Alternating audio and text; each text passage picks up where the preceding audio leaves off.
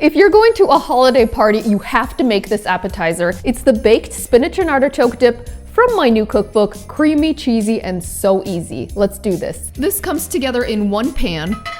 Start by sauteing your green onions in plenty of melted butter. This infuses the whole dish with tons of flavor.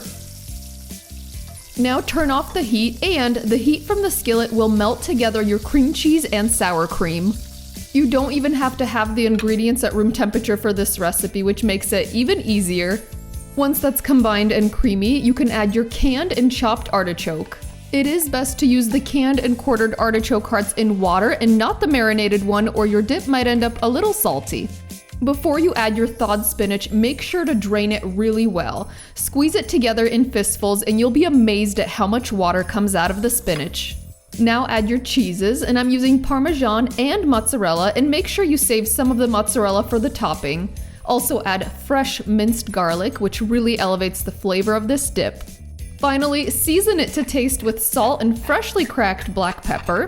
And if you like it a little bit spicy, it's great to add a little bit of hot sauce. Stir everything together until it's really well combined, smooth out the top, and sprinkle the top with the remaining mozzarella cheese. Bake at 375 for 20 minutes until it's bubbly and the cheese is melted.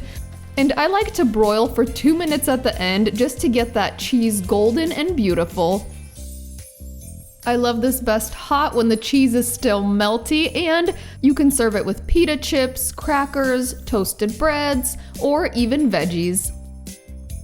This baked spinach and artichoke dip from our new cookbook is definitely a crowd-pleasing appetizer. I hope you enjoy every bite, and I also love that this is a kid-friendly appetizer as long as you don't add too much hot sauce. You like it? She likes it.